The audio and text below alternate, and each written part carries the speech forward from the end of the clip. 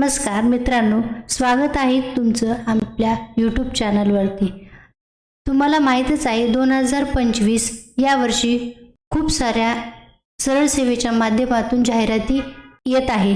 त्यामधील सर्वात मोठी जाहिरात म्हणजे रेल्वे विभागामध्ये 50,000हून अधिक पदांची जाहिरात आलेली आहे। अशा इतरही अजून भरपूर जाहिराती येणार आहे, परंतु यामध्ये रोजगाराची संधी अधिक सहजरित्या उपलब्ध होऊ शकणार आहे। याबाबत आज आपण रेल्वे विभागामध्ये ज्या काही जागा निर्माण झालेल्या आहे त्याबाबत सविस्तर माहिती या व्हिडिओच्या माध्यमातून घेण्याचा प्रयत्न करत आहोत। नमस्कार, करिअर मराठी यूट्यूब चॅनलमध्ये आपले सर्वांचे स्वागत आहे। थंबनेल पाहिल्यानुसारच तुम्हाला लक्षात आलं असेल, आज आपण रेल्वे भरती ग्रुप डी याविषयी सविस्तर माहिती व्हिडिओच्या माध्यमातून जाणून व समजून घेण्याचा प्रयत्न करणार आहोत। ही जाहिरात इंग्रजीमध्ये असल्याने प्रत्येक विद्यार्थ्यांना ही समजणं थोडं अवघड असतं। ते समजण्यासाठी आपण मराठीमधून या सर्व जाहिरातीचं माहिती जाणून घेण्याचा प्रयत्न करणार आहोत। त्याचबरोबर तुम्हाला कोणत्या पोस्टसाठी कोणत्या रिजनमध्ये अप्लाय करायचं आहे आणि कास्टनुसार कुठे सर्वात जास्त जागा आहे, त्याचप्रमाणे महाराष्ट्रातील विद्यार्थ्यांनी मुंबई रिजनमध्ये कुठे व किती जागा आहे याबाबत सविस्तर माहिती घेऊन तुम्ही फॉर्मसाठी अप्लाय करण्यासाठी हा व्हिडिओ तुम्हाला अत्यंत हेल्पफुल ठरेल। चला तर व्हिडिओला सुरुवात करूया। तुम्हाला सांगितल्याप्रमाणे ग्रुप डी रेल्वे विभागाची जाहिरात प्रसिद्ध झाली व त्यानुसार 23 जानेवारी 2025 पासून ऑनलाईन पद्धतीने अर्ज भरू शकणार आहोत। त्या अगोदर आपल्याला ग्रुप डी म्हणजे रेल्वे विभागातली सर्व माहिती समजून घेऊन आपण कशा पद्धतीने फॉर्म भरू शकतो, कुठं अप्लाय करता येईल याबाबतची सविस्तर माहिती पाहणारच आहोत। तसेच अर्ज भरण्याची तारीख आहे 23 जानेवारी 2025 ते 22 फेब्रुवारी 2025 पर्यंत आपल्याला ऑनलाईन पद्धतीने अर्ज करता येणार आहे। कोणत्या विभागात सुरू झालेली आहे ती म्हणजे RRB म्हणजेच रेल्वे भरती बोर्ड। ग्रुप डी ची परीक्षा असणार आहे 2025 मध्ये आणि ही राष्ट्रीय स्तरावर भरती होणार आहे। यानंतर आपण आता इथे या चार्टमध्ये तुम्हाला व्यवस्थितपणे सगळ्या गोष्टी मेन्शन केलेल्या आहेत, तुम्ही इथं काळजीपूर्वक पहा। महाराष्ट्र हे मध्य रेल्वे मुंबई या रिजनमध्ये येत असतं। एकूण रेल्वेचे 18 विभाग आहेत, त्यापैकी महाराष्ट्रातील विद्यार्थ्यांना मुंबई रिजनमधून फॉर्म भरता येते व इतरही ठिकाणी भरता येते, परंतु मुंबई या रिजनमध्ये फॉर्म भरल्यानंतर आपल्याला जवळच्या अंतरावर नोकरी मिळू शकते। यासाठी मुंबई रिजनला जास्तीत जास्त रेफरन्स द्या, जेणेकरून जवळच्या जवळ आपल्या जॉबची संधी उपलब्ध होईल। इथे पोस्टचे नाव दिलेले आहेत, लेवल दिलेले आहे। पुन्हा नंतर इथं कोणत्या रिजनमध्ये CR, SCR, WR म्हणजे central railway, south central railway, western railway अशा विभागामध्ये कॅटेगरीनुसार विभागणी करण्यात आलेली आहे। यामध्ये आपल्याला महत्त्वाची गोष्ट म्हणजे SC, ST आणि OBC या कॅटेगरीतून जास्तीत जास्त उमेदवार फॉर्म भरतात। इथे मुंबई रिजनमध्ये एकूण सर्व पोस्ट इथे तुम्हाला दिसतच असेल। पहिली पोस्ट आहे कमर्शियल अप्रेंटिस, यासाठी लेवल 6 ची असणार आहे। सेंट्रल रेल्वेमधून फॉर्म भरता येणार आहे। SC साठी 2 जागा, ST 1, OBC साठी 5, EWS साठी 2 अशा एकूण टोटल 21 जागा असणार आहे। कमर्शियल अप्रेंटिस अशा पद्धतीने स्टेशन मास्तर, good guards, junior account assistant कम typist, senior clerk cum typist, senior commercial कम टायपिस्ट क्लर्क अशा विविध पोस्ट आहे। त्यानुसार तुम्ही हा चार्टचा स्क्रीनशॉट काढून घ्या, जेणेकरून तुम्ही सगळी माहिती व्यवस्थितपणे पाहून निहाळून योग्य निर्णय घेऊ शकता की कोणत्या रिजनमधून मला फॉर्म अप्लाय करायचा आहे, जिथे जास्त वॅकन्सी आहे। हा चार्ट भरपूर मोठा आहे, त्यामुळे सविस्तर माहिती तुम्हाला घ्यावीच लागणार आहे, नाहीतर चुकीच्या ठिकाणी फॉर्म भरला तर तुमचा काहीच फायदा होणार नाही। समोर पाहूया। आता यासाठी सर्वात महत्त्वाची गोष्ट म्हणजे शैक्षणिक पात्रता आणि वयोमर्यादा काय असणार आहे। तर अतिशय साध्या लेवल ची शैक्षणिक पात्रता आहे. साध्या म्हणजे अगदी 10वी पासवर, 10वी पास, 12वी पास अशा दोन्ही आणि ग्रॅज्युएट अशा भरपूर शैक्षणिक पात्रतेनुसार जाहिरात आलेली आहे. मी त्यामध्ये 12वी पास आणि ग्रॅज्युएट या 2 पोस्टसाठी सविस्तर माहिती सांगणार आहे. इथे चुकून 12वी पास असणं आवश्यक आहे. या स्लाइडमध्ये तुम्हाला दिसत असेल एज्युकेशन किती 12वी पास म्हणजे 10वी 2+ म्हणजेच 12वी पास असणाऱ्यासाठी या 5 पोस्ट असणार आहेत. त्यामध्ये सविस्तर तुम्हाला सांगण्यात आलेलं आहे. लेवल 7चं असणार आहे. CPC 2 पेमेंट, मेडिकल स्टँडर्ड आणि टोटल व्हॅकन्सी. सर्वात जास्त ज्युनियर क्लर्क कम टायपिस्ट जे विद्यार्थी 12वी पास आहेत ते प्रत्येक विद्यार्थी हा फॉर्म भरू शकतात आणि यांची टोटल व्हॅकन्सी आहे 10,628. यानंतर आपण ग्रॅज्युएट लेवलचे पोस्ट व त्यांच्या व्हॅकन्सीबाबत चर्चा करूया. ग्रॅज्युएट लेवल पोस्टमध्ये तुम्हाला एकूण 8 पदे दिसत आहेत. Traffic assistant, good guards, senior commercial कम type clerk, senior clerk cum typist, junior account assistant कम typist, senior time keeper, commercial apprentice आणि स्टेशन मास्टर अशा 8 प्रकारची पदे आहेत. त्यानुसार इथे लेवल पण देण्यात आलेला आहे. पेमेंट एवढा असणार आहे. मेडिकल स्टँडर्ड आणि टोटल व्हॅकन्सी अशा पद्धतीने 12वीच्या नंतर म्हणजे ग्रॅज्युएशन लेवलच्या या 8 पोस्ट असणार आहेत. समोर पाहूया आता वयोमर्यादा बाबत सविस्तर माहिती या चार्टच्या माध्यमातून जाणून घेऊया. वयोमर्यादा ही ओपन कॅटेगरीसाठी 18 ते 36 वर्ष वयोगटापर्यंत असणार आहे. त्यानंतर OBC साठी 18 ते 39 वर्ष असणार आहे आणि SC ST साठी 18 ते 41. त्यानंतर अपंग असेल तर त्यांना वेगळी वयोमर्यादा आहे म्हणजे 3 वर्ष जास्त कन्सेशन देण्यात आलेलं आहे. इथं देण्यात आलेलं आहे वुमन कॅन्डिडेटसाठी UR, OBC म्हणजेच NCL आणि SC ST यामध्ये पहा बघा 35 वर्ष UR साठी आहे आणि OBC NCL साठी 38 वर्ष वयोगट आहे. SC ST साठी 40 वर्षापर्यंत आपण या पोस्टला अप्लाय करू शकतो.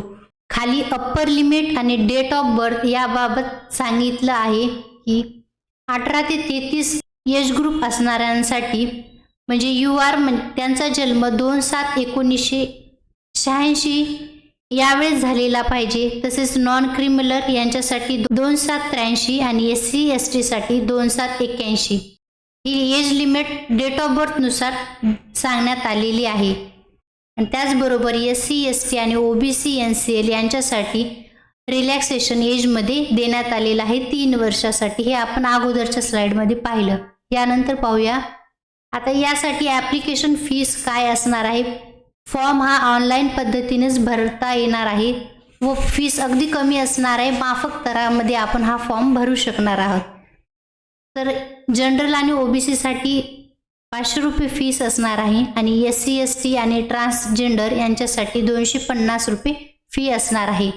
इथे सेम मराठीत आणि इंग्रजीत दोन्हीमध्ये देण्यात आलं की जेणेकरून तुम्हाला कन्फ्युजन होऊ नये की बरोबर आहे का नाही. हे सर्व पाहिल्यानंतर आता सर्वांच्या मनात हा विचार आलाच असेल की परीक्षा कशी असणार आहे. तर याबाबत आपण चर्चा करणार आहोत. तर यामध्ये सोपे 4 भागामध्ये परीक्षा होणार आहे. पेपर एकच असणार आहे. त्यामध्ये गणित हा 25 मार्कासाठी प्रत्येक प्रश्नाला 1 गुण असे 25 गुण असणार आहे. त्यानंतर सामान्य ज्ञान आता यामध्ये GS मध्ये सर्वच इन्क्लूड असणार आहे जे आपले चालू घडामोडी, इतिहास, भूगोल, नागरिकशास्त्र किंवा राज्यशास्त्र यांचा समावेश करून प्रश्न संख्या 25 आणि गुण 25. आणि जनरल अवेअरनेस म्हणजे सामान्य जागरूकता आणि चालू घडामोडी यावर आधारित 20 प्रश्न असणार आहे आणि गुण सुद्धा 20 असणार आहेत. आणि ही इंग्रजीमध्ये तुम्हाला देण्यात आलं आहे की ते समजण्यासाठी जहारातीमध्ये जसं त्याच पद्धतीने सांगण्याचा प्रयत्न केलेला आहे. आणि यासाठी वेळ असणार आहे 120 मिनिटे.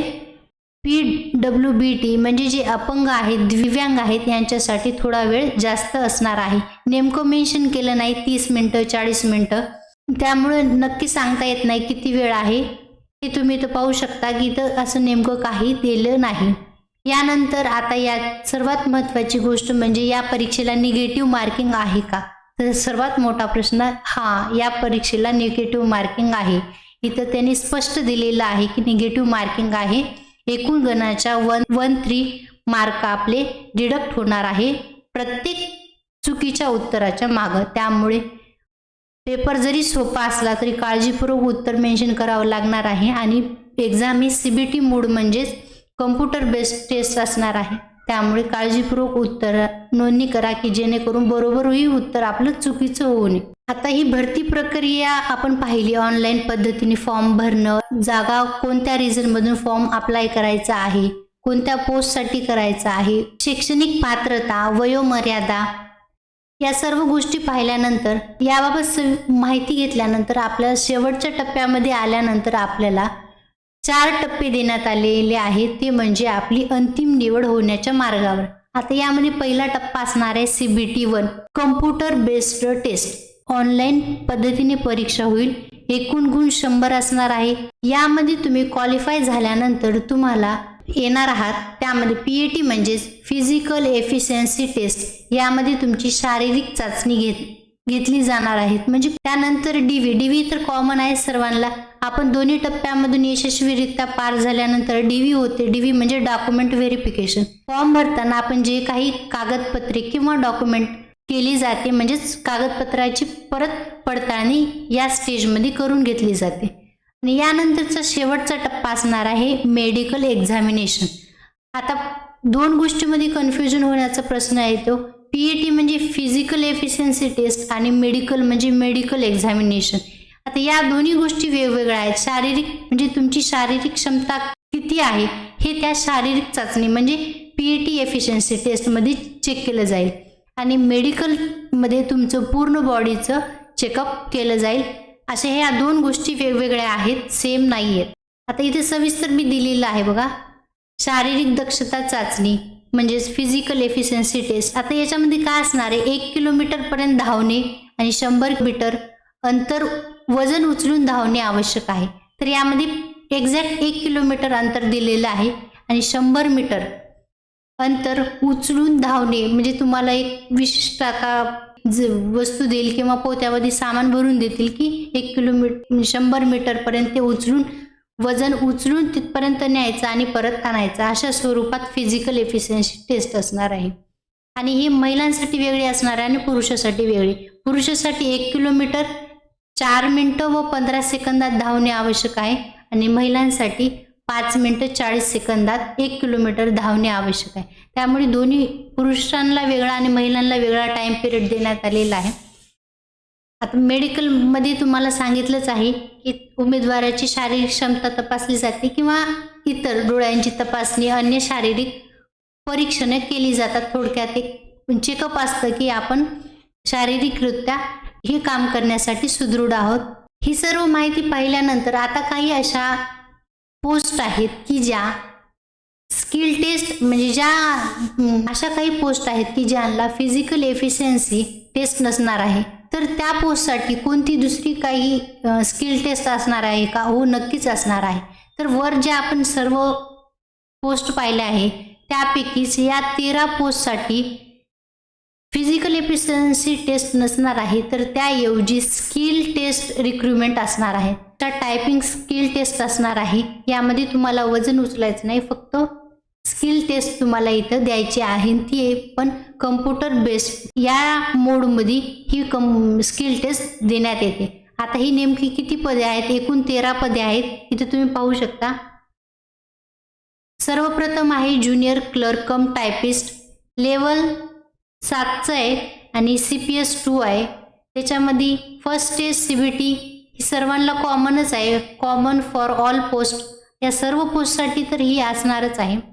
यामध्ये सेकंड स्टेजमध्ये CBT मध्ये कॉमन फॉर ऑल 2 पोस्ट, वरचे जे 4 पोस्ट आहेत त्याच्यासाठी ही लेवल 2ची पोस्ट ही कॉमन असणार आहे.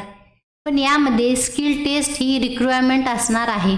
यामध्ये तिन्ही पोस्टसाठी junior clerk typist, account clerk cum typist आणि ज्युनियर टाइम कीपर या तिन्ही पोस्टसाठी टेस्ट असणार आहे.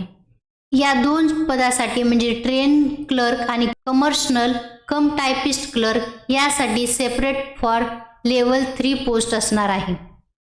आणि यानंतर रिक्रुटमेंट राहणार नाही या 2 पोस्ट स्किल टेस्टसाठी. ट्रॅफिक असिस्टंट लेवल 4चा आहे आणि सेपरेटेड फॉर लेवल 4 पोस्ट. आता ही इतरपेक्षा ही वेगळी असणार आहे. यामध्ये तुम्हाला कम्प्युटर बेस्ड ॲप्टिट्यूड टेस्ट परत द्यावी लागणार आहे ट्रॅफिक असिस्टंट या एका पदासाठी.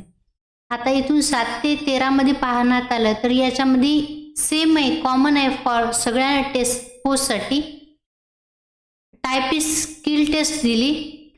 ट्रेन क्लर्क्स आणि कमर्शियल कम टायपिस्ट क्लर्कसाठी सेपरेट दिलेलं आहे. ट्रॅफिक असिस्टंटसाठी सेपरेट देण्यात आलेले आहे आणि त्याच्यासाठी वेगळी परीक्षा या CBT 2 मध्ये. बरं, CBT 1 मध्ये सर्वांना सेम असणार आहे. CBT 2 मध्ये फक्त एका पोस्टसाठी कम्प्युटर बेस्ड ॲप्टिट्यूड टेस्ट असणार आहे. खाली सेमच असणार आहे, लेवल सारखंच असणार आहे आणि CBT 1 तर कॉमन आहे. यानंतर टायपिस्ट स्किल टेस्ट असणार आहे सर्वांना. अजून एक पोस्ट राहिली ती म्हणजे स्टेशन मास्टर. या स्टेशन मास्टर पोस्टसाठी CBT 1 सेमच असणार आहे आणि सेकंड स्टेज म्हणजे CBT 2 मध्ये तुमची कम्प्युटर बेस्ड ॲप्टिट्यूड टेस्ट असणार आहे. फक्त 2च पोस्टसाठी या 2 टेस्ट असणार आहे, ट्रॅफिक असिस्टंट आणि स्टेशन मास्टरसाठी.